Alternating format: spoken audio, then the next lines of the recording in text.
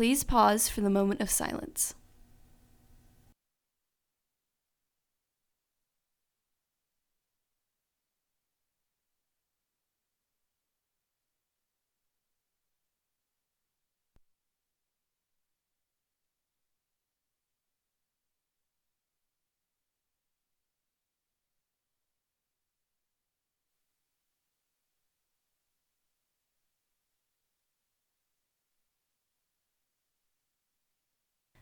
Please stand for the pledges.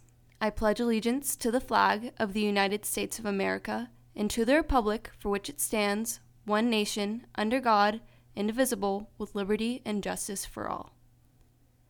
And now for the Texas Pledge. Honor the Texas flag. I pledge allegiance to thee, Texas, one state under God, one and indivisible.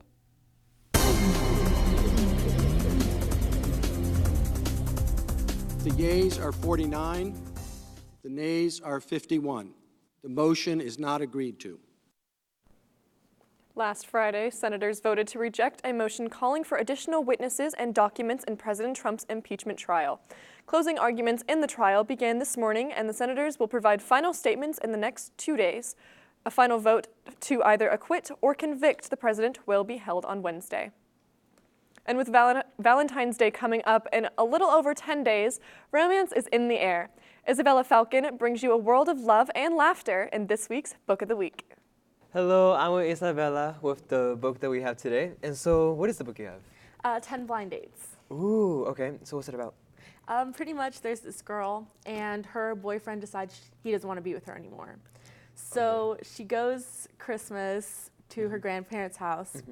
And her whole family's there. Okay. So in order to cheer her up, her grandmother decides, hey, why not go on blind dates to get your mind off this guy? So she doesn't know anything at all, and her family just like randomly sets her up with like different like boys and stuff? Yes, so many. And through the middle of it, they decide, let's bet on when she get home, whether she likes the boy or not. So it gets really interesting. Oh my gosh. And so if you're recommending this to anybody, what would you say would be one of the better parts of the book? Or I like the ending, just because when you first hear about the book, you hear about all of these people, and then you hear about her ex-boyfriend, and most of the time you think, you know, they get together with one of the people they went on the date, or like, oh, she's getting together with her ex-boyfriend again because she didn't like any of the guys.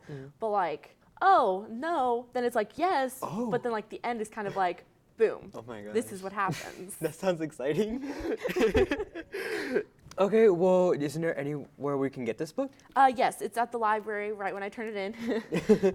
And then there's also going to be, it's a pretty new book, so it's also going to be in like Barnes & Noble and the newer section, like the recently released. So. Okay, thank you so much. This book sounds really exciting, and thank you so much for telling us. Thank you. Thanks, Isabella. Now our school is full of talent, from our athletes to our theater program. But these aren't the only two departments who possess great students. One student in our orchestra really stands out among the rest. NHSTV reporter Javier Rivera Cordero has the story. This is Hannah Kim. This is the All-Region Orchestra of 2019 to 2020. And this is a student spotlight on Hannah Kim.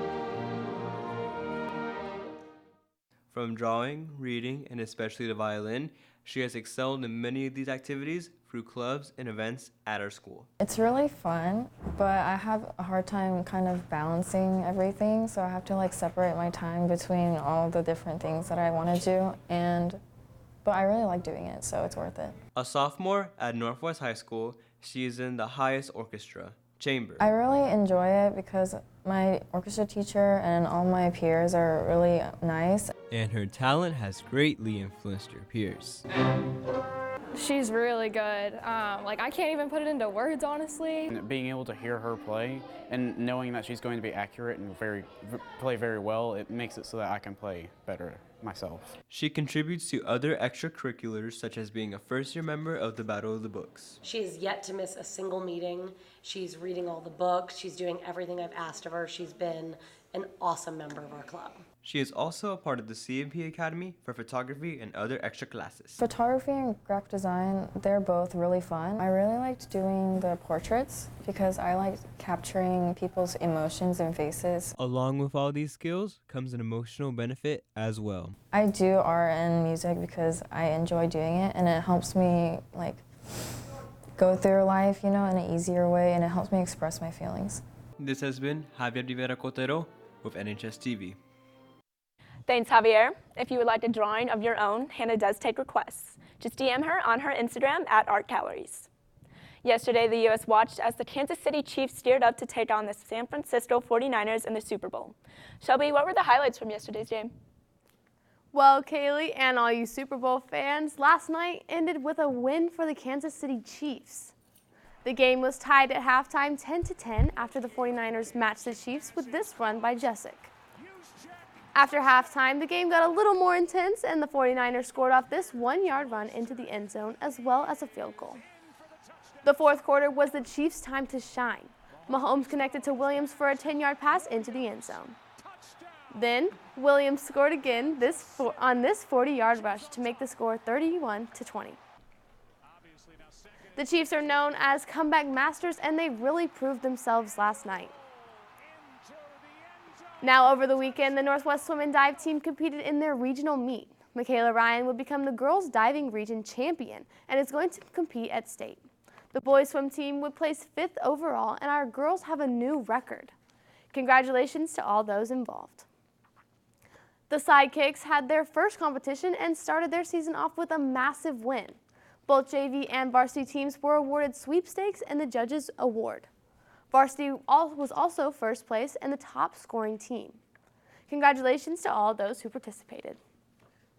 The boys and girls basketball and soccer teams, as well as the softball team, have games tomorrow. The boys and girls basketball will be held here in the main gym starting at 6:30, and the boys soccer team will play here at home at 7:15. So make sure to pack the stands and be loud for our hardworking athletes. Now, the Super Bowl wasn't the only thing to have people on the edge of their seats. Ryan, is winter going to end soon? Well, Shelby, a lot of people were anticipating the Super Bowl, but another group gathered together in anticipation of a different event. Yesterday was also Groundhog Day. Groundhog Day is a day celebrated in Punxsutawney, Pennsylvania on February 2nd each year. When the groundhog emerges from hibernation, if he sees his shadow, he will retreat back to his cave, meaning winter will last for 6 more weeks. But if he sees nothing, that means spring will come early, and according to Punxsutawney the groundhog, it looks like spring will be coming earlier than you think, so go ahead and pack up those winter coats. Obviously, this is not completely accurate, but looking at the forecast, his prediction is certainly wrong. Looking at today, the high will be 70 degrees, and it will be mostly cloudy. But this week, that's when it starts to look a little bit more wrong. There'll be a roller coaster of temperatures happening. We'll start out in the 70s on Monday, but as we go into Wednesday, we'll drop back down into the 30s.